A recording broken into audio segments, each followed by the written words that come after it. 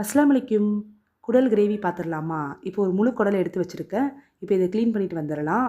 இப்போ இதுக்கு தேவையான இன்க்ரீடியன்ட்ஸ் எல்லாமே எடுத்து வச்சுருக்கேன் பாருங்கள். வெங்காயம், தக்காளி, பச்சை மிளகாய், கொத்தமல்லி, கருவேப்பிலை எல்லாமே எடுத்து வச்சுருக்கேன். இப்போ இது எல்லாத்தையும் கட் பண்ணி எடுத்துகிட்டு வந்தாச்சு பாருங்கள். இப்போ எல்லாத்தையும் கட் பண்ணி வச்சுருக்கேன். பாருங்கள், குடலையும் நல்லா க்ளீன் பண்ணி எடுத்துகிட்டு வந்தாச்சு. தேவையான இன்க்ரீடியன்ட்ஸ் எல்லாமே எடுத்து வச்சுருக்கேன். கடலைப்பருப்பும் ஊற வச்சுருக்கிறேன் கொஞ்சமாக, ஒரு கைப்பிடி. பாருங்கள், குடல் பாருங்கள் சூப்பராக க்ளீன் ஆயிடுச்சு பாருங்கள். நல்ல விளவுலையும் நல்லா க்ளீன் பண்ணி எடுத்துகிட்டு வந்தாச்சு. இப்போ நம்ம செய்ய ஸ்டார்ட் பண்ணிடலாம். தேவையான ஒரு ஆயில் சேர்த்துட்டு, ஆயில் நல்லா ஹீட் ஆனதுக்கப்புறம் 1/2 ஸ்பூன் சோம்பு சேர்த்து பொரிஞ்சதுக்கப்புறம் 2 பெரிய வெங்காயத்தை பொடியாக கட் பண்ணி வச்சுருக்கேன். அதையும் சேர்த்துட்டு ஒரு பச்சை மிளகாவையும் கீறி வச்சுருக்கேன். அதையும் சேர்த்து வதக்கி எடுத்துக்கலாம். வெங்காயம் ஓரளவு வதங்கினதுக்கப்புறம் 2 தக்காளியை பொடியாக கட் பண்ணி வச்சுருக்கேன். அதையும் சேர்த்து வதக்கி எடுத்துக்கலாம்.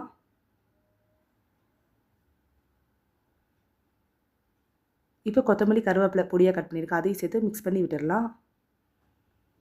இப்போ இந்த ரெசிபிக்கு தேவையான உப்பு சேர்த்துட்டு வதக்கி விட்டுக்கலாம். ஸ்டார்டிங்லேயே நம்ம உப்பு சேர்க்க போகும்போது வெங்காயம் தக்காளியோடு சேர்க்கும்போது சீக்கிரம் வேகும். பாருங்கள், வெங்காயம் தக்காளி ஓரளவு வதங்கிருச்சு.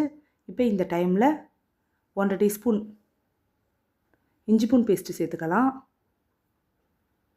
அதை சேர்த்து நல்லா வதக்கி விட்டுக்கலாம். வெங்காயம், தக்காளி, இஞ்சி பூண்டு பேஸ்ட்டு எல்லாமே நல்லா எண்ணெயிலே நல்லா வதங்கட்டும். இஞ்சி பூண்டு பேஸ்ட்டோட பச்சை வாசனை போகிற வரைக்கும் ஸ்லோ ஃப்ளேமில் ஒரு 5 நிமிஷம் வதங்கட்டும்.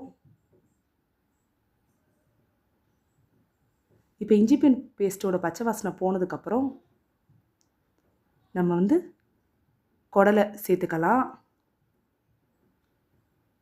இப்போ குடலை சேர்த்து நல்லா மிக்ஸ் பண்ணி விட்டுக்கலாம். இப்போ பாருங்கள், குடல் ஒரு 5 நிமிஷம் ஸ்லோ ஃப்ளேம்லேயே இருக்கட்டும், எண்ணெயிலே நல்லா வதங்கட்டும். இப்போ இந்த டைமில் இதுக்கு தேவையான மசாலா தூளை எடுத்து வச்சுருக்கேன். மஞ்சள் தூள், மிளகாத்தூள், மல்லித்தூள், கரம் மசாலா தூள் எல்லாம் எடுத்து வச்சுருக்கேன். இப்போ இது எல்லாத்தையும் சேர்த்துட்டு நல்லா மிக்ஸ் பண்ணி விட்டுடலாம். நல்லா மிக்ஸ் பண்ணி விட்டுட்டு அந்த மசாலா தூள் எல்லாமே ஒரு 5 நிமிஷம் எண்ணெயிலே வதங்கட்டும். வதங்கினதுக்கப்புறம் ஒரு 1/2 கிளாஸ் தண்ணி சேர்த்து மிக்ஸ் பண்ணி விட்டுட்டு நம்ம குக்கரை க்ளோஸ் பண்ணி ஒரு 4 விசில் விட்டு எடுத்துக்கலாம். இப்போ 4 விசில் விட்டு எடுத்துட்டு 4 விசில் வந்துருச்சு. இப்போ நம்ம குக்கரை ஓப்பன் பண்ணிடலாம். இப்போ பாருங்கள், நல்லா சூப்பராக குடல் வெந்திருக்குது. இப்போ இந்த டைமில் நல்லா ஒரு மிக்ஸ் கொடுத்துட்டு இப்போ இதில் இருக்க தண்ணியெலாம் நம்ம இப்போ வேற ஒரு பாத்திரத்தில் சேர்த்து நல்லா கொதிக்க வைக்க போகிறோம். இப்போ ஒரு அடுப்பில் ஒரு கடாய் ஹீட் பண்ண வச்சுருக்கேன். அந்த கடாயில் இதை சேர்த்து மாற்றிடலாம். மாற்றிட்டு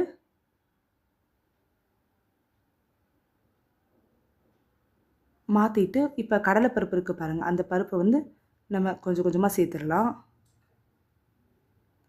இந்த டைமில் கடலைப்பருப்பை சேர்த்துட்டு நல்லா மிக்ஸ் கொடுத்துட்டு இப்போ இருக்கிற அந்த தண்ணியிலேயே அந்த கடலைப்பருப்பு வெந்துடும். அந்த குடல் கிரேவியும் நல்லா திக்னஸ் கொடுத்துரும். பாருங்கள், நல்லா ஒரு ஹை ஃப்ளேமில் ஒரு 5 நிமிஷம் நல்லா கொதிக்க வச்சுட்டு ஸ்லோ ஃப்ளேமில் மூடி போட்டு நம்ம ஒரு 5 மினிட்ஸ் விட்டுட்டோன்னா நல்லா சூப்பரான குடல் கிரேவி ரெடி ஆயிரும். ரொம்ப நேரம் கடலைப்பருப்பு வேகணும் இல்லைனால ஃபைனலாக தான் கடலைப்பருப்பு நம்ம சேர்த்துக்கணும்.